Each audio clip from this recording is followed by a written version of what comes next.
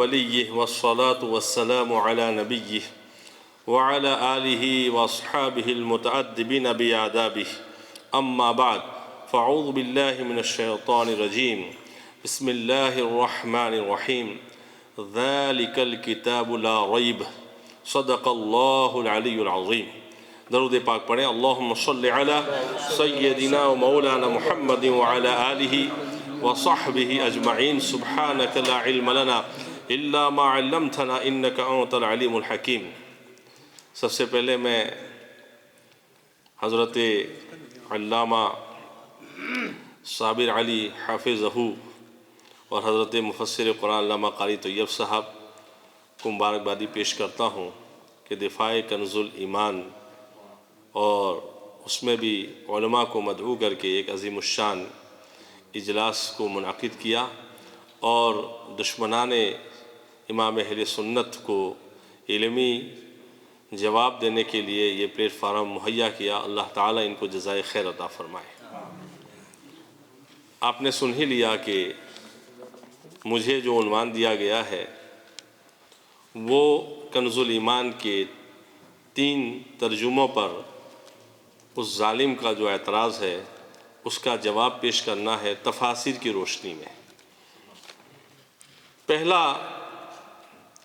جب بدر کا ذکر ہوا قرآن میں وَأَنْتُمْ أَذِلَّةٌ، اس کا ترجمہ امام اہل سنت نے یہ کیا ہے۔ امام اہل سنت ترجمہ کرتے ہیں اور بے شک اللہ عز و جل نے تمہاری مدد کی جب تم بالکل بے سر و سامان تھے۔ اذلہ کا ترجمہ آپ نے کیا جب تم بالکل بے سر و سامان تھے۔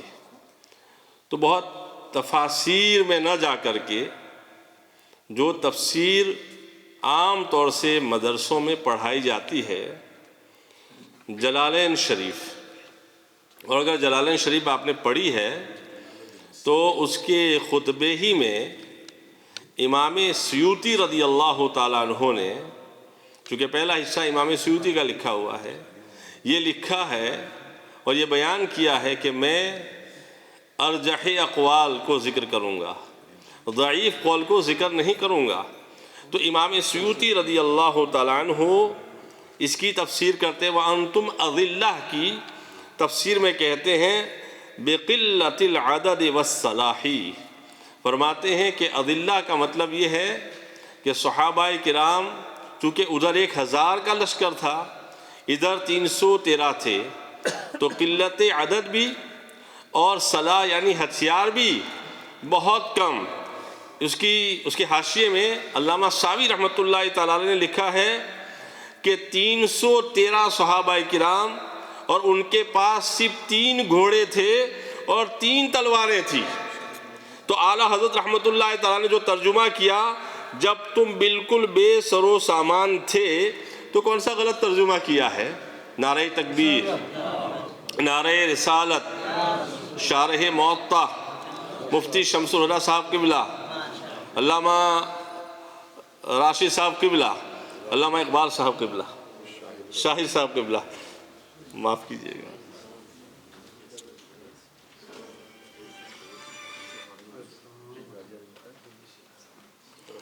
آپ فیروز اللغات اٹھا کر دیکھ لیں کہ بے سر و سامان کا مطلب کیا ہے۔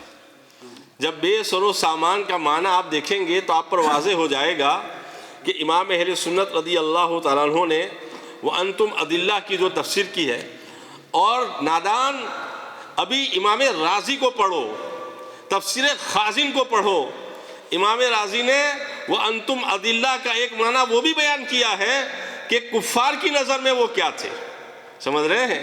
اس لیے امام اہل سنت رضی اللہ تعالیٰ عنہ پر اعتراض کرنے سے پہلے ذرا امام رازی کو بھی اعتراض کرنے کی کوشش کرو، تب پتہ چلے گا کہ امام رازی نے کون سا ترجمہ کیا ہے۔ تو وَأَنْتُمْ أَذِلَّةٌ کا ایک معنی تو یہ کہ ہم یعنی قرآن پاک نے اس کی تفسیر بیان کی، مفسرین نے اس کو بیان کیا کہ اللہ تعالیٰ کی بارگاہ میں، اللہ کے نبی کی بارگاہ میں ان کی شان کیا تھی، وَأَنْتُمْ أَذِلَّةٌ، بے سر و سامان تھے، اور ایک معنی کفار کی نظر میں کیا تھا وہ بھی ترجمہ کیا گیا ہے جو میں یہاں بھی پیش نہیں کرنا چاہتا۔ لہٰذا امام اہل سنت نے معاذ اللہ جو وہ الزام لگانا چاہتے ہیں کہ وَأَنْتُمْ أَذِلَّةٌ کا ترجمہ صحابہ کرام کو کوئی نامرد کہا، یہ بالکل جھوٹی بات ہے، من گھڑت بات ہے، ایسا کوئی ترجمہ نہیں کیا ہے۔ امام اہل سنت نے وَأَنْتُمْ أَذِلَّةٌ کا وہی ترجمہ کیا ہے جو مفسرین کرام نے ترجمہ کیا ہے۔ عفریت، جب حضرت سلیمان علیہ السلام کا دربار لگا، عفریت من الجن، تو وہ کہتے ہیں عفریت کا ترجمہ اعلیٰ حضرت نے کیا ایک بڑا خبیث جن بولا۔ ارے بھائی چمن صاحب، پتہ نہیں آپ کیسے مفتی ہیں، مجھے تو سمجھ میں نہیں آتا۔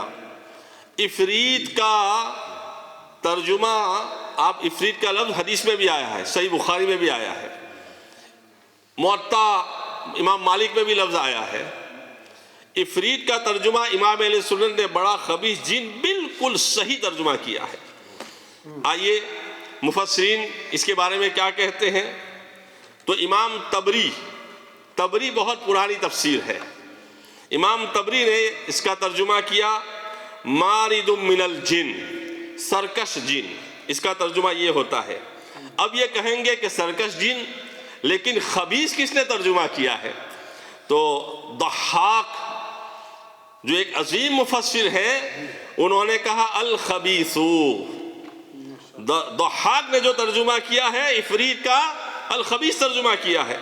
اور امام رازی رحمۃ اللہ تعالیٰ علیہ نے بھی ذکر فرمایا ہے تفسیر کے اندر، اور یہ جو میں نے حوالہ دیا ہے وہ تفسیر بغوی کا حوالہ ہے، ضحاک نے الخبیث ترجمہ کیا ہے، وہ دیکھ لیں۔ اسی طریقے سے امام رازی رحمۃ اللہ علیہ نے اس کا ترجمہ کیا عفریت کا الخبیث المارد۔ تو اعلیٰ حضرت رحمۃ اللہ تعالیٰ علیہ نے وہی ترجمہ کیا جو امام ضحاک کر رہے ہیں، امام بغوی جس کو نقل کر رہے ہیں، وہی ترجمہ کیا جو حضرت امام رازی رحمۃ اللہ تعالیٰ کر رہے ہیں۔ اور بھی دوسرے مفسرین نے یہی ترجمہ بیان فرمایا ہے، بڑا خبیث جن۔ اور میں چونکہ گجرات کا ہوں، علامہ طاہر پٹنی رحمۃ اللہ تعالیٰ علیہ گجرات کے بہت بڑے محدث گزرے ہیں، اور ان کی کتاب مجموع بحار الانوار، احادیث کے الفاظ کے اندر ایک عظیم لغت، اور ایسی لغت ہے کہ شیخ عبدالحق محدث دہلوی رحمۃ اللہ علیہ بیان فرماتے ہیں لمعات التنقیح کے اندر کہ میرے شیخ نے کہا تھا کہ جو ہندوستان جاؤ گے تو تمہیں بہت بڑا تحفہ ملے گا، اور وہ تحفہ مجموع بحار الانوار۔ تو علامہ طاہر پٹنی رحمۃ اللہ تعالیٰ علیہ نے بھی اس کو بیان فرمایا ہے کہ عفریت کا معنی خبیث جن ہوتا ہے، اس لیے کہ عفریت شیاطین کی قسم سے۔ آپ کو معلوم ہونا چاہیے کہ حضرت سلیمان علیہ السلام کے کنٹرول میں اللہ تعالیٰ نے شیاطین کو دے دیا تھا۔ تو یہاں عفریت کا مطلب جو اعلیٰ حضرت نے بیان کیا بالکل بجا بیان کیا ہے، اور تمام مفسرین نے اس کو یہی بیان فرمایا ہے۔ آباسا کا معنی، اس پر چونکہ یہ سینسیٹیو بات ہے، امام اہل سنت رضی اللہ تعالیٰ نے ترجمہ کیا تیوری چڑھائی اور منہ پھیرا۔ یہ عباسہ کا معنی امام اہل سنت رضی اللہ تعالیٰ نے بیان کیا ہے۔ پہلے یہ میں عرض کروں کہ یہ تیوری چڑھائی جو ہے یہ ایک محاورہ ہے۔ آپ فہرست اللغات کو اٹھا کر دیکھیں، امام اہل سنت کا جو ترجمہ ہے زبان کی سلاست کی اعلیٰ معیار پر فائز ہے۔ تو آپ نے اردو کا محاورہ بیان فرمایا ہے تیوری چڑھانا۔ تیوری کس کو کہتے ہیں؟ تو فہرست اللغات میں ہے نظر، پیشانی، ماتھے کی سلوٹ۔ اور تیوری چڑھانا کا مطلب ہوتا ہے غصے ہونا۔ تیوری چڑھانا کا مطلب غصے ہونا۔ اب آئیے مفسرین کیا بیان فرماتے ہیں۔ المفردات امام راغب کی اٹھا کر دیکھ لیجیے۔ ارے کچھ نہیں آتا تو اردو زبان تو آتی ہے آپ کو، مولانا غلام محمد سعیدی نے اس پر تفصیلاً کلام کیا، اس کو ہی آپ دیکھ لیتے۔ لیکن آپ کی ضیافت کے لیے ہم تفسیر کا حوالہ پیش فرماتے ہیں۔ التفسیر الوسیط کے اندر عباسہ کا جو ترجمہ کیا گیا ہے وہ یہ ہے۔ مفسر لکھتے ہیں تقطیب الوجہ وتغییر ہیئتہ مما یدل علی الغضب۔ میں پوچھنا چاہتا ہوں کہ یہ وہی ترجمہ ہے جو امام اہل سنت نے اردو میں تیوری چڑھانے سے کیا ہے کہ جب حضرت عبداللہ ابن مختوم رضی اللہ تعالیٰ نابینا تھے، نبی پاک صلی اللہ علیہ وسلم صنادین قریش کی طرف متوجہ تھے، تو نبی پاک صلی اللہ علیہ وسلم کو انہوں نے انٹرپٹ کیا۔ ظاہر سی بات ہے کہ ابھی میں گفتگو کر رہا ہوں، کوئی اٹھ کے کھڑا ہو جائے تو مجھے بھی اچھا نہیں لگے گا۔ تو بتقاضۂ بشری نبی پاک صلی اللہ علیہ وسلم یہ چاہتے تھے، بتقاضۂ بشری تو ہے ہی، اور یہ چاہتے بھی تھے آپ کہ وہ ایمان لے آئیں. وہ ایمان لے آئیں گے تو اور فائدہ ہو جائے گا، ان کا بھی فائدہ ہو جائے گا، دین کا بھی فائدہ ہو جائے گا. تو اہم کی طرف متوجہ تھے اور انہوں نے انٹرپٹ کیا. اس لیے نبی پاک صلی اللہ علیہ وسلم نے کچھ کہا نہیں، بلکہ آپ کے چہرے مقدس پر، آپ کی پیشانی پر غصے کے آثار ظاہر ہوئے، اور اسی کی ترجمانی امام اہل سنت نے تیوری چڑھانے سے کی ہے. تو کون سا غلط ترجمہ کر دیا ہے؟ اور پھر کمال کی بات یہ ہے کہ اس میں اللہ سبحانہ و تعالیٰ نے نبی پاک صلی اللہ علیہ وسلم کا ادب سکھایا ہے کہ یہاں پر بات خطاب کی تھی، لیکن اللہ تعالیٰ نے خطاب کا لفظ نہیں بیان فرمایا، غائب کا صیغہ بیان فرمایا، عبس وتولی. سمجھ رہے ہیں؟ اس لیے اعلیٰ حضرت رحمت اللہ تعالیٰ علیہ کے ترجمہ کنز الایمان پر اعتراض کرنے والوں، پہلے خود تم ترجمانی کرنا سیکھو، پھر اعلیٰ حضرت پر کوئی بات کرو. اعلیٰ حضرت رحمت اللہ تعالیٰ کا ترجمہ ذالک الکتاب لا ریب.